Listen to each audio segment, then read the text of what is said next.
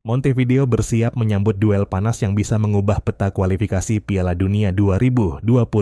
Argentina, sang juara bertahan dunia, datang sebagai pemuncak klasemen dengan 25 poin. Namun, mereka menghadapi tantangan besar, rekor tandang yang buruk, sejumlah pemain cedera, dan absennya Lionel Messi, sosok yang selama ini menjadi roh permainan La Albiceleste. Tanpa bintang Inter Miami itu, mampukah Argentina mempertahankan dominasinya di Amerika Selatan?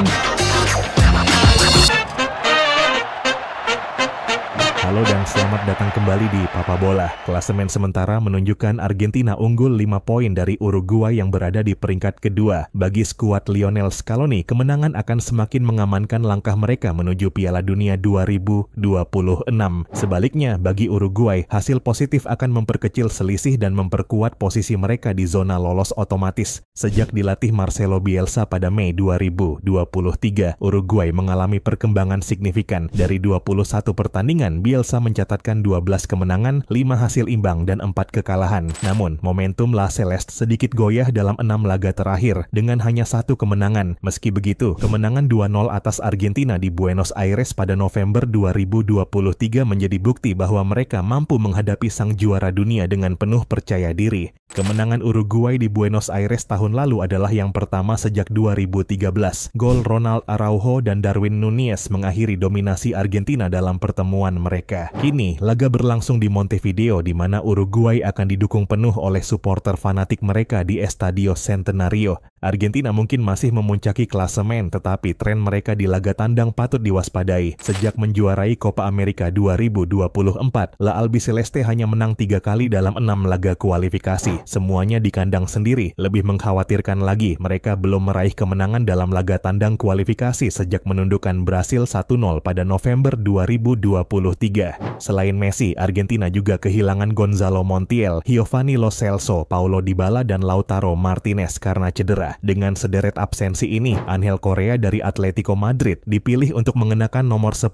yang ikonik dalam 2 laga ke depan. Di sisi lain, Uruguay mendapatkan suntikan tenaga dengan kembalinya Ronald Araujo setelah 6 laga absen akibat cedera. Namun, gelandang Manchester United Manuel Ugarte harus absen karena akumulasi kartu kuning. Darwin Núñez yang tengah mengalami kesulitan menemukan ketajaman akan berusaha mencetak gol pertamanya sejak Copa America tahun lalu. Bielsa membuat keputusan mengejutkan dengan memanggil 38 pemain untuk 2 laga kualifikasi ini, memberikan fleksibilitas besar dalam menyusun strategi menghadapi Argentina. Sementara itu, di kubu Argentina, absennya sejumlah pemain kunci memberi kesempatan bagi beberapa pemain muda yang baru mendapat panggilan dari Lionel Scaloni untuk unjuk gigi. Scaloni bisa melihat laga melawan Uruguay sebagai kesempatan emas untuk bereksperimen sekaligus melakukan regenerasi. Giuliano Simeone, putra Diego Simeone, mendapat kesempatan debut di tim nasional berkat performanya yang kian matang setelah beberapa kali dipinjamkan dari Atletico Madrid. Gaya bermainnya yang agresif dan penuh determinasi mencerminkan warisan sang ayah yang dikenal sebagai pelatih penuh semangat.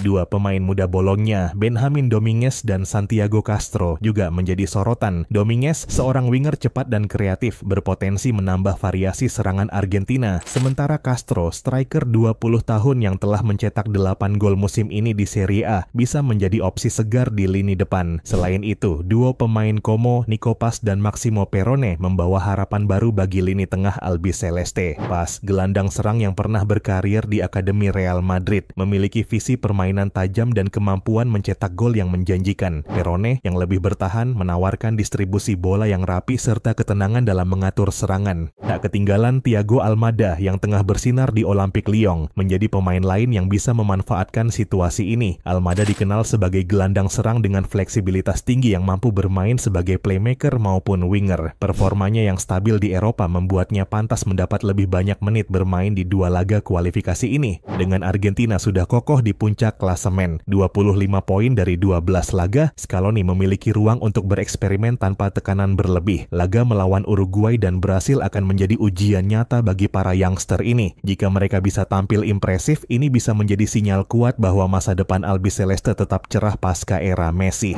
Sementara itu di kubu lawan, Uruguay diperkirakan akan menurunkan Sergio Rochet sebagai penjaga gawang dengan lini pertahanan yang dikawal oleh Nathan Nandes, Ronald Araujo, Jose Maria Gimenez, dan Marcelo Saraki. Federico Valverde dan Rodrigo Bentancur akan menjadi motor permainan di lini tengah, sementara Facundo Pellistri, Maximiliano Araujo, dan Franco Aguirre mendukung Darwin Núñez sebagai ujung tombak. Di kubu Argentina, Emiliano Martinez akan tetap di bawah mistar. Pertahanan dijaga oleh Nahuel Molina, Christian Romero, Nicolas Otamendi, dan Nicolas Tagliafico. Rodrigo De Paul, Alexis Mac Allister, dan Enzo Fernandez akan mengontrol lini tengah, sedangkan Angel Correa menggantikan peran Messi di lini depan bersama Nicolas Gonzalez dan Julian Alvarez. Tanpa Messi, Argentina menghadapi ujian berat di Montevideo. Laga ini bukan hanya soal mempertahankan posisi di puncak klasemen, tetapi juga pembuktian bahwa mereka masih bisa tampil solid tanpa ikon mereka. Uruguay dengan kekuatan mudanya ingin membuktikan bahwa kemenangan di Buenos Aires bukan sekadar kebetulan. Akan jadi malam yang panjang di Estadio Centenario. Apakah Argentina mampu keluar dari tekanan tanpa kehadiran Messi? Atau justru Uruguay yang akan menegaskan diri sebagai penantang serius di kualifikasi ini? Jawabannya akan terungkap dalam duel penuh gengsi ini.